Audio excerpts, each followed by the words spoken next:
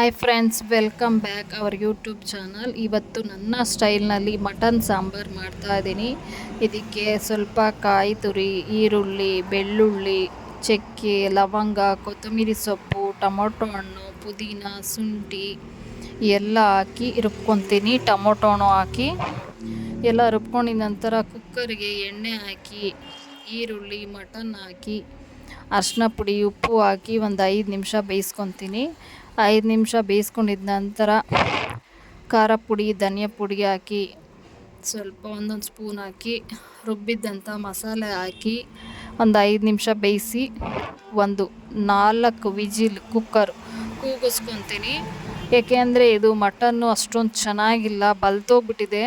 Mutton ಹೇಗೆ ಚೆನ್ನಾಗಿರುತ್ತೆ ಚೆನ್ನಾಗಿರಲ್ಲ ಕಂಡುಹಿಡಿಯೋದು ಹೇಗೆ ಅಂದರೆ, ಸ್ವಲ್ಪ ರೆಡ್ ಇರಬೇಕು. ರೆಡ್ಡಿಶ್ ಇದ್ದರೆ ಮಟನು ಎಳೆದು ತುಂಬ ಚೆನ್ನಾಗಿದೆ, ಟೇಸ್ಟಿಯಾಗಿರುತ್ತೆ, ಸಾಂಬಾರು ಚೆನ್ನಾಗಿರುತ್ತೆ, ತಿನ್ನೋದಕ್ಕೂ ಚೆನ್ನಾಗಿರುತ್ತೆ ಅಂತ ಗೊತ್ತಾಗುತ್ತೆ.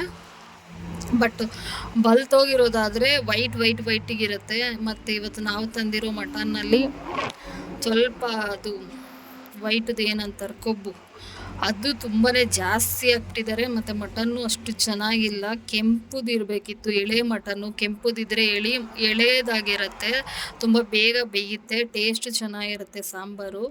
ಇದು ನಾವು ತೊಗೊಂಬಂದಿರೋ ಮಟನ್ನಲ್ಲಿ ಅಷ್ಟು ಟೇಸ್ಟ್ ಬರಲ್ಲ ಮಟನ್, ಯಾಕೆಂದರೆ ಚೆನ್ನಾಗಿಲ್ಲ. ದೊಡ್ಡೋರು ಹೋಗಬೇಕು ಇದು ಮಟನ್ ತರೋಕ್ಕೆ, ಅವಾಗ ಚೆನ್ನಾಗಿ ಕೊಡ್ತಾರೆ ನೋಡಿ. ಇಲ್ಲ ಅಂದರೆ ಚೆನ್ನಾಗಿ ಕೊಡೋದಿಲ್ಲ. ಲೇಡೀಸು ಬೇರೆ ಯಾರಾದರೂ ಹೋದರೆ ಮಟನ್ ಚೆನ್ನಾಗಿರೋದು ಕೊಡೋದಿಲ್ಲ. ಇದು ತುಂಬ ಬಲ್ತೋಗಿದೆ, ಅದಕ್ಕೆ ನಾನು 4-5 ವಿಜಿಲ್ ಕೂಗಿಸ್ಕೊತೀನಿ. ತುಂಬ ಎಳೆ ಮಟನ್ ಆದರೆ 1-2 ಕೂಗೆಲ್ಲ ಬೆಂದಿರುತ್ತೆ. ಸಾಂಬಾರು ಸ್ವಲ್ಪ ಟೇಸ್ಟ್ ಬರುತ್ತೆ, ಮತ್ತು ಮಟನ್ ಸಾರು ಮಾಡುವಾಗೆ ಅದೊಂದು ಸ್ಮೆಲ್ ಬರುತ್ತೆ, ತುಂಬ ಚೆನ್ನಾಗಿರುತ್ತೆ. ನೋಡೋಣ ಇದು ಹೇಗಾಗತ್ತೆ ಅಂತ. ಇದು ನೋಡಿ ವೈಟ್ ಇದೆ, ಮಾಡುವಾಗಲೇ ವೈಟ್ ಗೊತ್ತಾಗ್ಬಿಡುತ್ತೆ. ರೆಡ್ಡಿಶ್ ಇರಬೇಕಿದು, ರೆಡ್ಡಿಶ್ ಇದ್ದರೆ ಮಟನ್ನು ತುಂಬ ಚೆನ್ನಾಗಿರುತ್ತೆ. ಬಟ್ಟು ಇದು ವೈಟ್ ಇದೆ, ವೈಟ್ ಇರೋದ್ರಿಂದ ಸ್ವಲ್ಪ ಬೇಯಿಸ್ಬೇಕಾಗತ್ತೆ. ಬೇಯಿಸಿದ್ರೂ ಓಕೆ, ಬಟ್ ತುಂಬ ಬಲ್ತೋಗಿರೋ ಮಟನ್ ಆದರೆ ಟೇಸ್ಟೇ ಇರಲ್ಲ. ಅದು ಎಷ್ಟು ಬೇಯಿಸಿದ್ರೂ ಅಗಿಯೋದಕ್ಕೆ ಆಗೋದಿಲ್ಲ.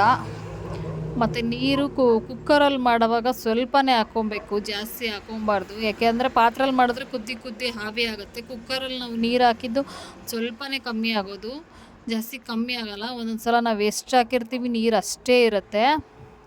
ಅದಕ್ಕೆ ನೋಡಿ ನೀರು ಹಾಕ್ಕೊಬೇಕು. ಉಪ್ಪು ಅಷ್ಟೇ ನೋಡಿ ಹಾಕ್ಕೊಬೇಕು. ಕುಕ್ಕರಲ್ಲಿ ಉಪ್ಪು ಹಾಕಿದ್ರೆ ನೀರು ಆವಿ ಆಗಲ್ಲ, ಸೊ ಹಾಗೆ ಉಪ್ಪಿನಂಶ ಕರೆಕ್ಟಾಗಿರುತ್ತೆ.